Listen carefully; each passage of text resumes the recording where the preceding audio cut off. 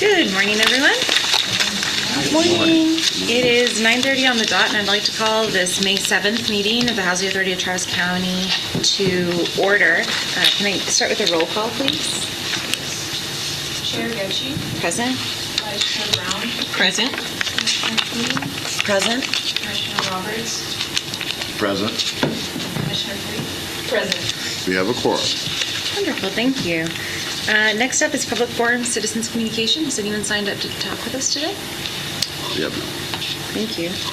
Going on to action items, we start with resolution number HATC 2026-04 to adopt an artificial intelligence AI use policy.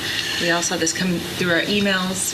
Patrick, you want to tell us a little bit about Yeah, it? so, I mean, the state has put out some guidance on developing AI policies and keeping them sort of in draft in terms of like how to approach it. But obviously, a lot of the training that some of us have been exposed to has suggested that, agencies should adopt a policy to ensure that the information we use is appropriate and used in the appropriate fashion. So in keeping with that guidance, we're suggesting that you adopt this policy.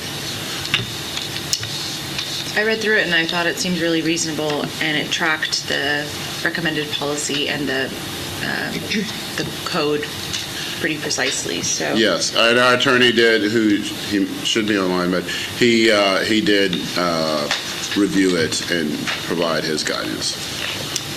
is any questions or discussion? I offer a motion to approve. And I second. All those in favor? Aye. That action item, that resolution passes by unanimous voice vote. That brings us to our consent agenda, which only includes approval of the minutes from the April 6th, 2026 regular meeting. Were there any changes or notes to be made about that? If not, I'll entertain a motion to approve those minutes or our consent agenda. I move that we approve the April 6, 2026 meeting agenda, I'll second. meeting minutes. All those in favor? Aye. And that is approved by unanimous voice vote. That brings us to discussion items. We start with item A, committee reassignments. I spoke with our newest commissioner, Helen. I had a great conversation, and I spoke with staff, and I think that we are going to assign her to the Committee for Governance and for HR. And that's the reassignment, if that is still good with you. Absolutely. Okay. Just wanted to discuss that in an open forum. I don't think that there needs to be approval on that. So those Follow are your lead. okay. Those are the committee assignments, and that brings us to our CEO, Executive Director's report. Yes, we'll start with voucher programs. Good morning. Morning. We are anticipating our closeout of our current COC grant, which closes on June 30th. So just making sure everything is accounted for through the year. Just a quick update on that. We're anticipating also the new NOFO to come out in May 29th or June 1st is what I read through the HUD information. And yeah, we'll see what happens. Oh, the other update, we finally received our notice of funding for 2026-2027. So we have about $100,000 less than last year. We got 1.4 million instead of 1.5, which is still plenty and great. Yeah. So very excited about That's that. good. That's At least great we have news. that. That's Whether great we news. get the funding on time or not is a whole other story, but at least we have the commitment. At least it's approved. Exactly. Also, we have our first RAB meeting of the year today, which I will be a part of, and will be providing the information for the new updates to our admin plan, our annual plan, our MTW, moving to work supplement. And then we have this big software migration that's going to occur in July or so, and so there's a lot of work to be done with that. So those are my priorities for this month. Any questions? Lisa, thank you for the update. Sure. Okay, if no questions, we'll move on to affordable housing. At this point, I'd like to introduce Veronica Macon. She is working on our behalf as a consultant to help us with the transition with, outgoing COO, and so she has been very integral, particularly as it relates to affordable housing. Carlos can update you on some of what's transpired recently, but Veronica's been very engaged in that process. So if I can take a point, just a personal privilege of just introduce her, and maybe, Veronica, could you just share a little bit about your background, and then we'll go right into the presentation, if that's okay with you all. Hi, I'm Veronica Macon. I've actually did some work with you all 2024, 2025. I've worked in public housing since 1996. I most recently was with the Austin Housing Authority. I was the Vice President of Housing and Community Development for 12, 13 years, and then I subsequently helped start their consulting arm, which is Blueprint Housing Solutions, and that's where I came in and provided some services to you all here. We did some MORs and property reviews and an HCD review then. And our first strategic plan. The first, yes, I did strategic. Yes, you plan did. as well. Yes, you I did did. do this first strategic plan. So, my heart is really with resident services. So that's where I started with community development programs, but I've all doing the administration of the public housing programs as well. So, do y'all have any questions for me? Welcome, Veronica. It's really Thank you nice very to meet much. Appreciate it. Good morning, yeah. Good morning. So Ashley will be presenting. She is online. She will be giving you guys a quick update and overview on the properties as we go. As we go through the properties, I'll make sure and give you guys updates related to the capital improvement projects. Before we do start, I do want to let you guys know that the wheels are turning. Finally, gathering the project manager as well. We're waiting for the bid to be submitted so that we can continue moving forward with some of those other projects as well. Ashley, are you online? I'm ready. Good morning. Good morning. Ashley, this is Patrick. We have a new board member. Could you, Kevin, introduce yourself, just provide a little context for everyone. As soon as the screen comes back up. Okay. Absolutely. Good morning. I'm Ashley Sheelai, VP of Operations here at Carlton Living, and I am responsible for overseeing basically all the operations for each of our portfolios. And so I'm stepping in today as a new face. Kim Hayes, which is our regional manager that's over the portfolio, is out this week. So I will do my best to share the information as well as she does. Can you hear her okay? Yeah, it's fading in and out, but it's Turn okay. it up right there. It's still going in and out.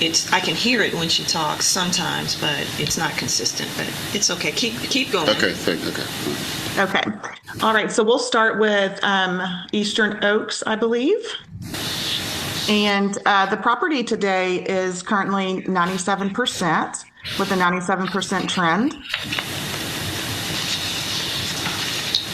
And let's see, we have the delinquency did not change much from whenever the board report was submitted. So we're right at $4,700. We have 6 residents total that have an outstanding balance for rent. One resident has 90 days. So the recertification process was not completed. They were terminated. So we are working with them, trying to get them to complete their recertification. We have 2 residents that owe 60 days of rent, and 1 30 days, and then 2 that were just current for April. And we are working with each one of those. We've provided all of the resources for them to the assistance. And that's going to go for every property. I think we're having a lot of feedback. It's really hard to hear. There's like really loud static. I hear the static as well.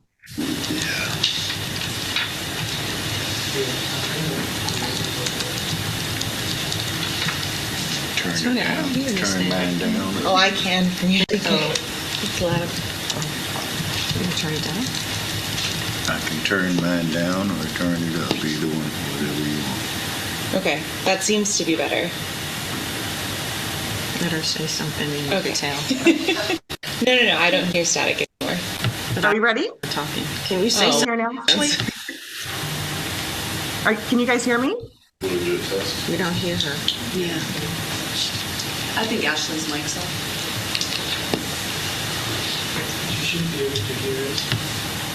Ashley, can you hear us? I can hear you. Are you able to hear me? That's better. Oh, that's so much better. Yeah, that's better. Okay, but we don't hear her on the speakers. We hear her here. Go on. Can we still, would you say something to us so we can see if we can hear you? Yes. Can you hear me now? Yeah. Yeah. Is that Here, okay but for it's not through everyone? the speakers. I hear her, but that's fine. Okay. But Okay, we will not through this, work on but she talks. Continue. Sorry for the interruption. We'll try to get through this. Otherwise, maybe Carlos, you can assist and share the information. So one positive, we went through the Inspire inspection in April and score came back at 94%. So that is fantastic. We've completed all of the initial life safety and we're just pending one deficiency that's due within the 30 days. So we have a couple of weeks to get that completed. The OCAF, 2026 OCAF rent adjustments, those were approved and implemented May 1st. And for here, Eastern, we did inspect all 30 units in preparation for the Inspire. So that was completed in April.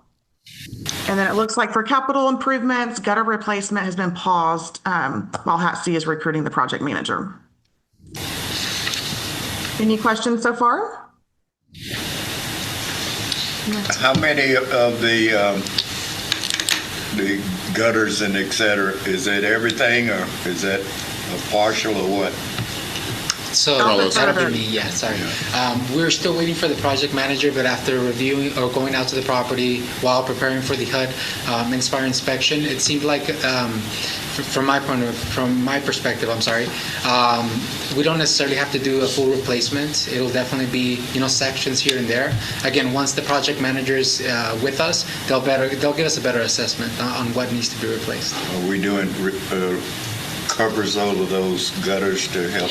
Yes, sir. We're going to do Get some the leaf leaves guards on out. top of them, yeah, just to protect them from them not cluttering, and branches from same thing, not cluttering as well. Okay. Yes, sir. Any other questions? No?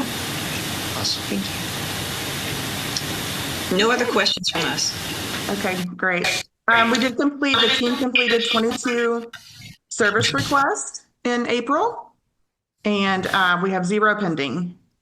I did want to ask on that point about the electrical and lighting requests, because there were a lot in that category for this property. And so could you give us an idea of what those requests were about?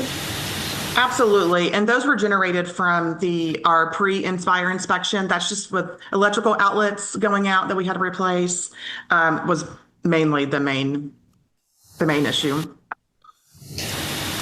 Okay, thank you. You're welcome. Any other questions on Eastern? Okay, thanks.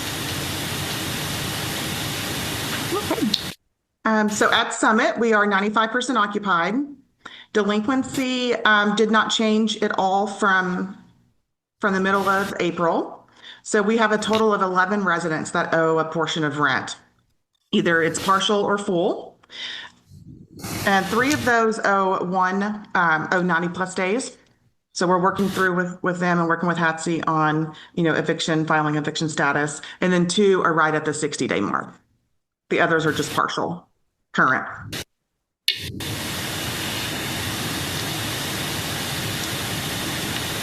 What's the total occupancy there? 95%. I mean, number of units. Do we know the number of units there? There's 30 at Eastern. 38. So there's 2 vacancies. This is we are on Summit, I believe. Summit, I'm sorry, 24. 24 at with Summit. two So vacancies. 24 and 11 delinquent, that's almost half Right. of the Yeah. people that's delinquent, which is, That's correct. 5 of those are at full rent and the remaining 6 are at partial. Go ahead and ask your question. Do we have any idea the reasons for the delinquencies? The types of hardships people are experiencing? From what I have heard, and I'm not there, so I apologize, but it's, loss of job is the main reason. So we've provided them with all of the resources that we have for the city of Austin and helping them with any documentation that they need, the on-site team is. Are we starting earlier as we identify these in the future to make sure that it doesn't creep up as much as it is? $10,000 is a lot, basically. It is, and I know that Kim and our team is working closely with Carlos and strategically working with the residents and planning on when we're going to file eviction. We are serving the 30-day notice timely so that we can file whenever we're ready. But at this point in time, we're working closely with HATC, determining on what units to file on and what additional resources can be provided. If I may, I mean, obviously this is a, concerning issue that's been chronic, I would say. And so we are, with Veronica's help, focusing on trying to really be creative in how we ensure that we take all the steps necessary so that to ameliorate this problem. I mean, I know you all hear it month after month, but we really want to try to do more of a deep dive, and we're in the process of doing that. So I do feel like this issue will get better, and that's our commitment, working with Carlton, because we do understand, like, it seemingly it gets better and then it gets worse. So, but life changes. It does, right? But So, we do want to make sure that you understand and that we are putting the necessary efforts to make sure that we are doing what we can. Right, and I in my opinion, I trust that we have a process in place that we've refined over the years, and I think that right now, in terms of communicating with everyone, them knowing what the expectations are, we've made great strides in that area. So I feel confident that we are at least giving people an opportunity to make either communicate what their issues are, work with us, and so that's been refined, and I'm confident that, and I'm pleased really with the process that we have in place and how we're utilizing that process. So I think that's great. And overall, if I may, we've continuously had these problems. Are we doing any education? I know a lot of the banks are doing budget management and things of that nature.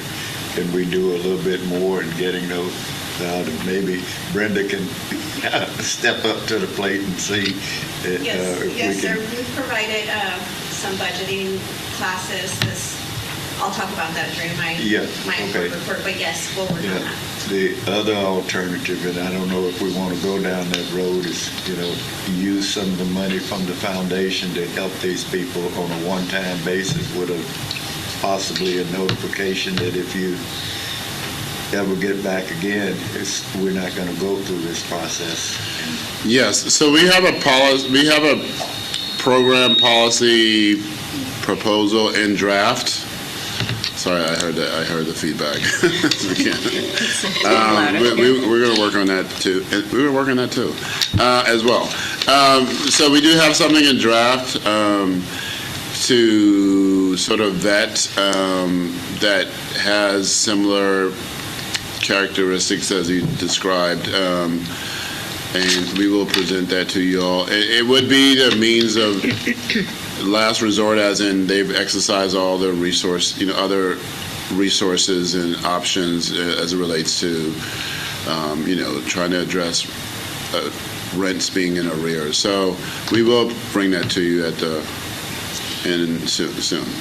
It just diminishes the report on a monthly basis when you consider it keeps creeping up and so on. And so just looking for a way to seal it at one time and then try to go back from there.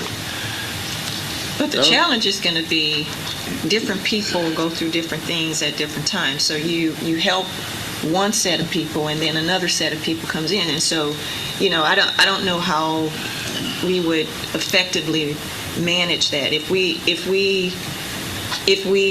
took that approach where we're helping people the way that is suggested, there's a possibility that we just deplete what we have because you're giving different people opportunities and Right. So I don't Yeah, and I certainly wouldn't be suggesting that by no means. I think we're talking about maybe having the opportunity, if in fact someone has exhausted all the resources, that we potentially would have a process by which someone could apply to the foundation and get some resources. But there are resources that are out there, and as Ashley alluded to, they have shared those, and there is the education, which we will talk about more, that we have provided. But again, it is an individual decision. Ultimately, if with folks, we're just trying to hopefully encourage an environment where folks are going to be responsive and realize that if you're in that situation, don't ignore the notices, don't ignore the requests that are made to come to the office and discuss the matter. And sometimes that does happen, and I don't know why all the causes of that, but we were obviously trying to encourage folks to not think of the relationship that way, so that we can collectively make sure that we don't have this problem always with certain individuals. So that is kind of where we are with that. So I just want to make a distinction between someone who has a hardship and is falling behind once or twice because they just lost their job. Yes. Someone who's chronically That is a good delinquent point. because they're just not paying their rent. Yeah. And those are two very different That is very, situations, right? And so do we have a mechanism by which we're able to make that distinction or to determine if we have tenants out of the 11 units in this particular development, how many are actually sort of usual suspects, right? The people that continue to be delinquent, Right. not necessarily because of a specific hardship, like Right. losing your job or illness or something, or divorce, all the things that people Yes. experience, but rather because it's just a pattern, and they do need anti-eviction type of education where they're helped to better understand the negative impact on their credit, their ability to secure future housing, Yes. or even health insurance when you continue to get in that situation. Right? Yes. There is a report, and Ashley, I'm going to let you speak to this. Generally, I know that some of the details you might not be able to provide. They do have an age delinquency report that is produced, so you can actually see per tenant what their history is regarding, their payments and obviously reasons for such. So, Ashley, could you just speak generally to that, if you would, if you could? Yeah, absolutely. I mean, we have a lot of feedback. Can y'all hear me? Yes. Patrick, may I also ask one additional question? Is there any way for the report to include what Ms. Cheryl said, about percentages, right? So when we say we have 11 units, right? What percent of the total complex is delinquent? yes. Oh, sure, yeah, absolutely. How many are recurring, carrying it forward? Yes. That way we have a concept, because I know I read the reports and then, to be honest, then I forget, right? But the percentages, I think, will just stick in my head better. Right. So Plus just to keep that in mind, so the information that you did receive, the one that's on the board report, is as of the 15th, right? It will definitely change, but we can get those updated figures as well as percentages down the line, let's say on the board meeting date. That shouldn't be an issue if that's something, a way that we're going to be moving forward. Yes, ma'am. Yeah, Appreciate it. that would be Thank you great. so much. Okay. We'll talk more when the policy comes to. Yeah, I mean, yes, and that will, again, that will be a tool, but not the solution in terms of the framework. But I'm going to let Ashley just speak briefly. I know we're, very interested. So if you would, Ashley, sorry again about the technical stuff that's going on here. That's okay. Can you guys hear me now? Yeah. Okay, great. If you're referencing the aged receivables delinquency report, we do run that on a daily basis, and we're able to see exactly what each resident is owed and for how many months. So we track that very closely, and the on-site teams review that, on a daily when they're on site. Any other questions regarding delinquency? It's going to be the same, as we move into Alexander. May, and I'm sorry for interrupting, but there is a process that we're working with Carlton to identify those tenants, seeing if they're problematic, right? If this is something recurring on a monthly basis.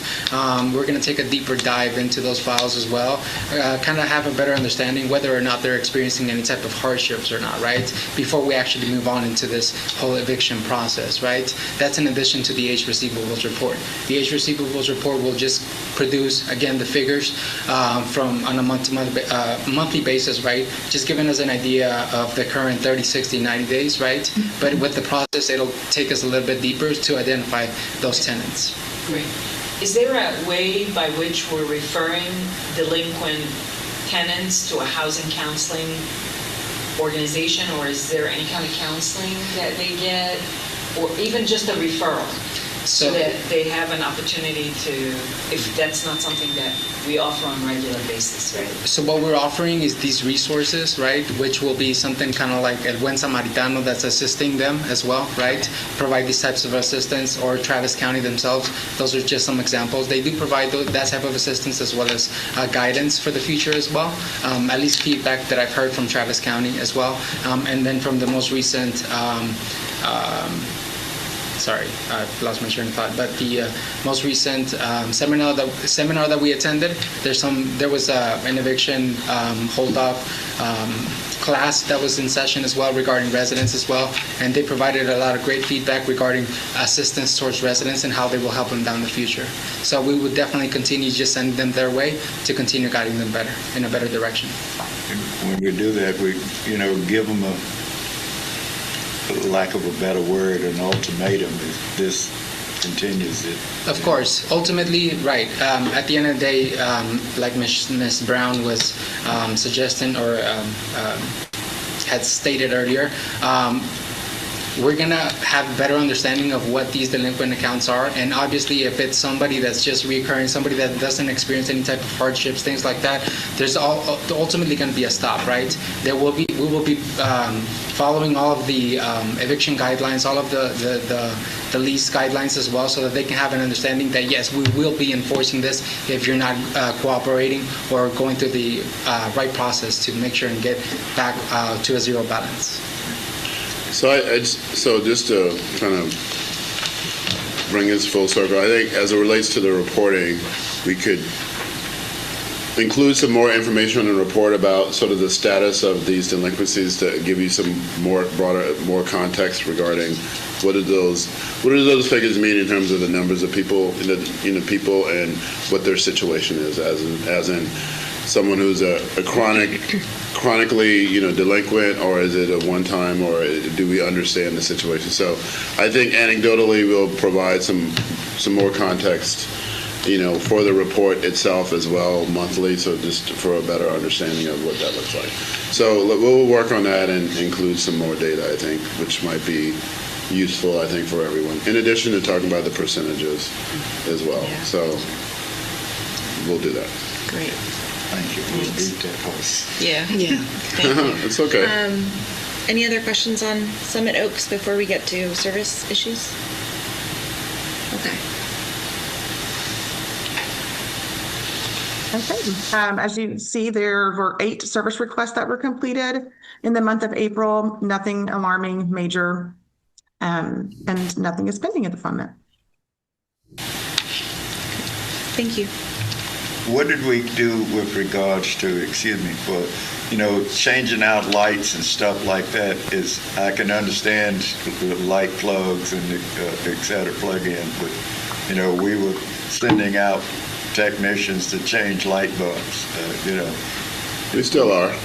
Still are. I mean, unless the board is saying that we will not. I mean, which I understand there was the rationale behind it, but if there is a wholesale objection, we will not do that. I mean, I was just sharing what prompted it, because historically that's just what's been done. So if there is a wholesale objection to the idea of it, we can certainly, I'm just. but that is what we've been doing for, it's been those for people years. that are able-bodied, yeah, I can understand people with, can't climb or can't do anything of that. Yeah. nature. Well, you don't want to make it more complicated than, I mean, either we will probably offer that or not, because I think, do you have a physical disability, do you not? I mean, I don't know if we want to do that. I think we want to decide if we think that that's something we should continue to do or not. I mean, that's where we are, or maybe it's only at the senior building, or however we want to elect to do that. I think we'll take input. I mean, we will, respond if the feedback and guidance is to maybe consider, modify what that looks like. But it's been done wholesale across the board for all the senior buildings in addition to the family units. So this is the question, though. What it boils down to, in my mind, is economics, right? What's the cost? It's minimal. Right. So if it's something that's manageable, but I do agree with Mr. Roberts as well. I think that if we were to look at it from a senior perspective, right, that we do it for the seniors, the senior properties, right? But I just struggle with the fundamental principle of someone that's an able body and somebody's coming in to change a light bulb. I just think it's just ridiculous. That's just my opinion, but You got the gist of it. Yes, we will. Yes, I think I do. So we will talk with the management staff and do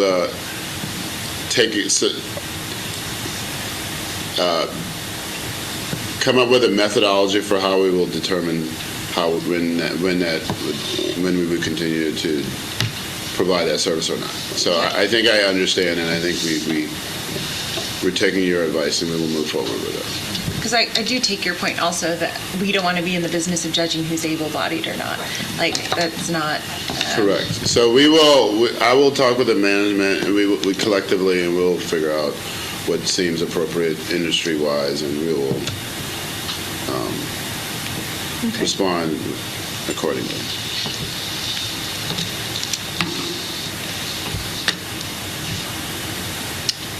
I think that brings us to Carson Creek. Right. Alexander. Sorry, I scrolled one too many. That brings us to Alexander. Okay, Alexander Oaks, we are 95% occupied. We have one applicant, and we are also trending 95%. Delinquency from the report at 30,000, it did reduce to 26,952. We've got some pretty heavy hitters here. We have 7 units that owe greater than 90 days that we are forwarding over the files for Carlos to review for us to determine next steps. Aside from that, we only have 2 residents that are at the 60-day mark and 8 residents that were current for the month of April delinquent. I hate to beat this horse, but like I said, 30,000, 26,000 is a lot of money, and certainly we need to address that sooner. And I think that we're aligned now. Previously, we were not filing evictions. We were just continuously trying to work with the residents.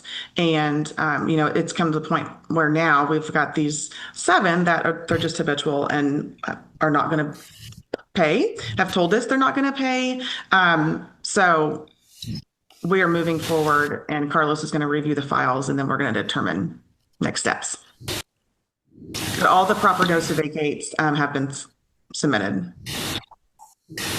Is that a total of 17 folks that are delinquent at Alexander Oaks? Yes, 8 of those are just current for the month of April. Right. Okay. Yeah. Okay. And then how many units? 51. Okay. Yep. Thank you. You're welcome. Pending HUD's 2026 OCAF, that was just approved last week. So we are working together with compliance to to get those updated. From that, there will be the rent adjustments that will go back. And Ben is on here. I cannot recall what month, if it's January that this goes back to, or December 1st. That one was a May 1st as well. It's just like these. Okay. Yeah. Okay, perfect. I get them all confused sometimes. So our plan is to have those implemented by June 1st with the approval that we just received. Alexander Oaks, as well as Summit Oaks, we are doing unit inspections, preventative maintenance, replacing air filters and checking smoke alarms and checking for any leaks and such. So that's being completed this quarter. And the same for the gutter replacement project.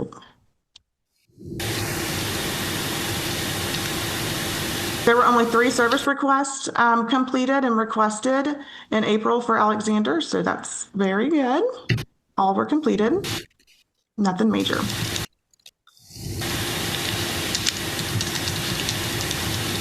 Any questions on Alexander?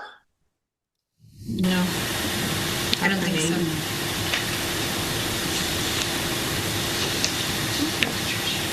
Moving on to Carson Creek, we are 94% occupied, and we do have 1 vacant that we are actively marketing. And I believe we have 1 applicant that has come in this week for Carson. We've had a couple previously, but they did not get approved. They were declined.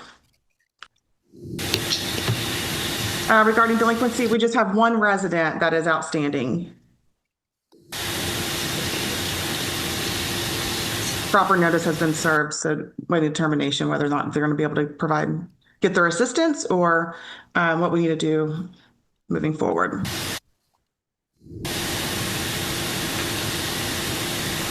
For service request, all completed. Any questions on Carson? I don't believe so. Okay. Let's see, Maynardtown, we are still 88% occupied. And Carlos, you can help me here. How many units that are pending the renovation? Is it all 4 or 2? 2. Well, one of them has already been completed, so we're just pending the last one, which is unit 112. Okay.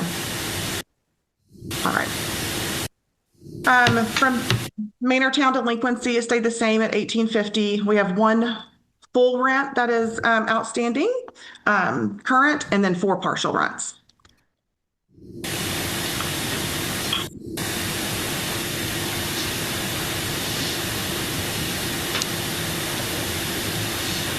If we want to talk about capital improvements, I will defer to Carlos. Yeah. So for some of these, we haven't necessarily started on the projects, like for the restriping, for others as well there. But let's say for the landscaping, we're modifying some of the garden plants that will be there. We're going to be engaging soon with the landscaper as well to give us a change order as well. I've walked the property with Brenda, reassessed it, and we're going to just move forward with it. We're going to schedule out a meeting with the landscaper to meet us there to meet our requirements or our needs. Unit interior renovations, currently it's 97% completed overall. This last few items, we do need to address that flooring elevation issue that's there. We've already gotten the quotes. We've already submitted them over to our architect, if I'm not mistaken, in engineering services. So we're waiting for them to give us their assessment, just making sure that it's reasonable cost in order for us to move forward. Once we hear back, we'll go ahead and select the contractor and move forward with that and get that completed as soon as possible. The laundry facility, we actually explain the flooring one more time. I forgot what that was. The flooring issue? Yeah. Yes. So there's truss underneath the building itself, just because it's on pier beams. In the past, there was a lot of, let's say, flooding that was ongoing, but we did correct it, and we had a good drainage system installed. We had a new skirting also installed just to prevent all of that weatherization from I guess, taking more damage underneath the truss. So that's already been resolved, but now we have to go into the units themselves and fix those issues where it actually applies.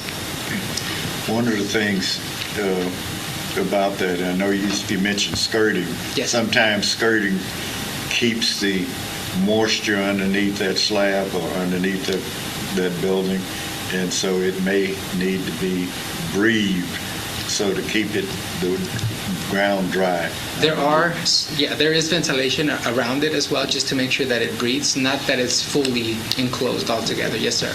Okay. All right. Thank you. With the new laundry facility, we are currently at a halt after discovering that the building setback is a little bit too short for our building to actually fit. We're going to put that capital improvement on hold until further notice. So just a heads up on that. But yeah, that's where we're at with the capital improvements. It's probably likely that we probably won't be doing the facility. It won't add the value given what we have space-wise, just given how the unit was designed. So as you can tell, this probably wasn't the best construction as far as several things, which is causing problems now and down the road. But so I don't know that we will move forward with that. Plus the soil out there in Manor is very Yes, horrible. there's a myriad of different issues with Manor as it relates to the construction But the building method is so and old, soil. right? And it's old, yeah, right. It's about 25, 22? 2000, was that 2004? Yeah, 26 years, Yeah. nearly. It's been a while. Yeah. Okay. Any questions? No. Lisa. Manortown 2.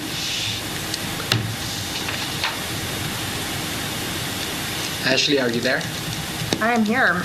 Manortown 2, 95% occupied, and with a solid trend of 95%.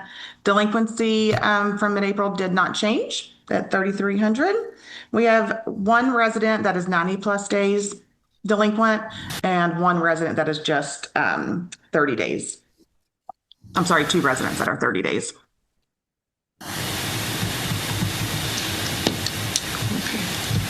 So the resident that's 90 days, was that resident a new resident to Manor, or was it someone that lived in Manortown that moved to Manortown 2? Yeah, it was a resident that transferred from Manor 1 to Manor 2. Okay, all right. And what's the difference in the monthly rent between, just roughly, between 1 and 2? It all depends on the units, but as of right now, we made them very comparable. I don't know if you recall, I think it was maybe September, October of last year, if I'm not mistaken, where we dropped those prices to make it very affordable to anyone coming in. It's maybe within $100 of a difference, if anything, from the price difference, yeah.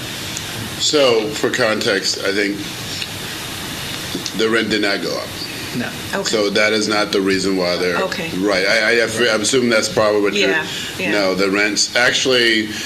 We use the National Housing Trust Fund for the development of Manor 2, which actually has a lower AMI threshold than the state trust fund because it's Texas. So the rent. That's why actually the rents at Manor 2 generally are lower than actually Manor 1, even though they're bigger.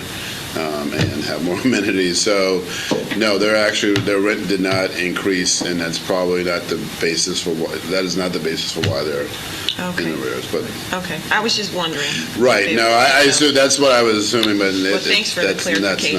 That's not the case. So this would be also good to look to see what that tenant's payment history has been. That's a good point. Right, and that'll be across the board for all the portfolio, not just specifically the Oaks. We're going to, invoke this eviction process for all sites. And I imagine that since only $22 is over 90 days delinquent, that the person who owes the 90 days also has some back rent due for 60 and 30? That's right. Okay, that's what I figured. All right. But I still look at all the properties and, you look at the level of delinquency in Alexander Oaks is really bad. $30,000. I mean, the rest of them are pretty There's, you know.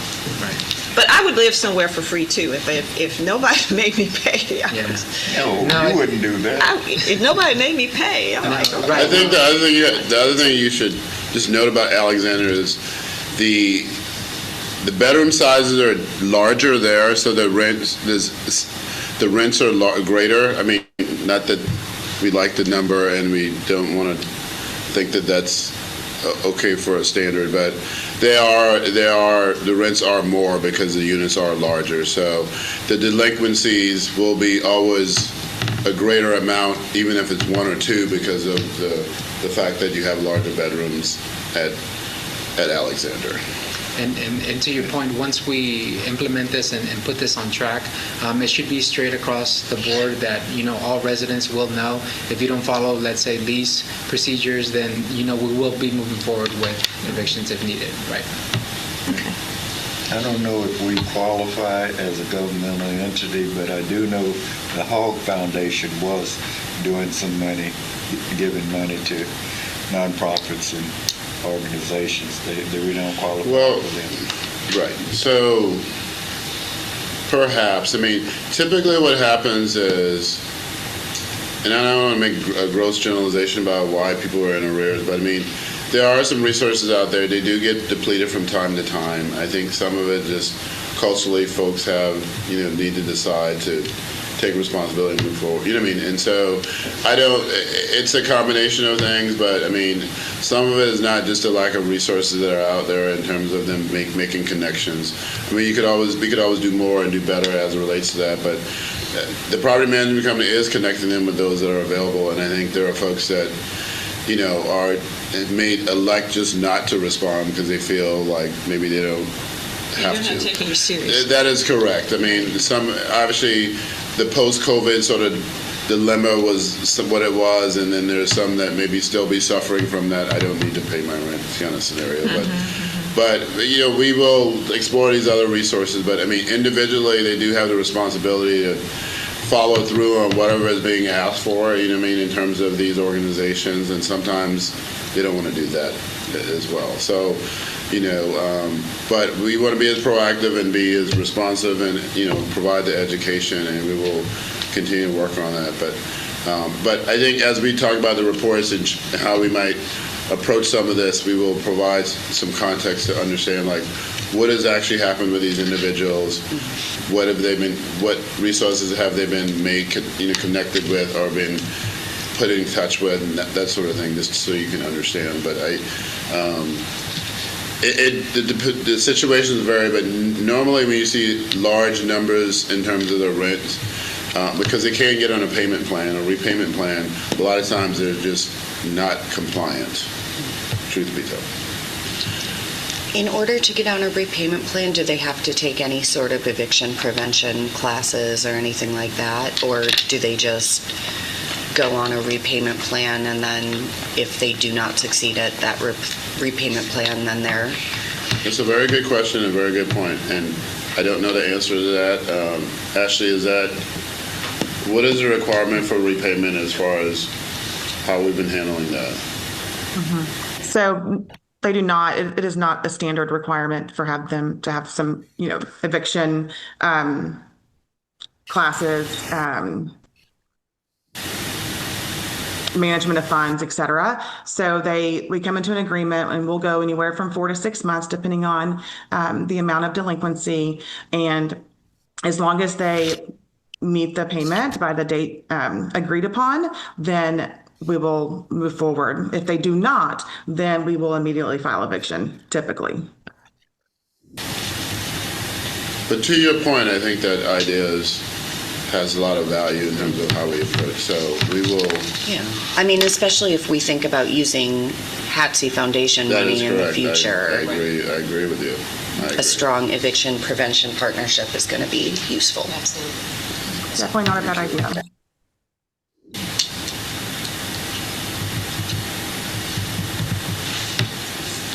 All right, any other questions? This is more of a clarification, not a question. Alexander has 51 units. A third of them are delinquent, resulting in over $30,000 or $26,000 outstanding. delinquent amount, With which represents about 11 units. 7 being over 90 days. Yeah, it was 7 being so Significant. So out of 174 units, our biggest complex, which is the Alexander, has a 33% delinquency. 7 of the 11 are over 90 days. Did I capture that correctly? You did. Thank you.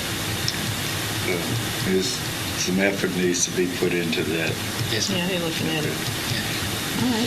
Yeah, and like I said, I know of some entities that have gotten money from the Hog Foundation Understood. to be able to do that, and so that's the reason why I suggested. Yes, no, I understand, yeah. And maybe we should discuss and just be open to having an anti-eviction initiative, especially at the Alexander, right?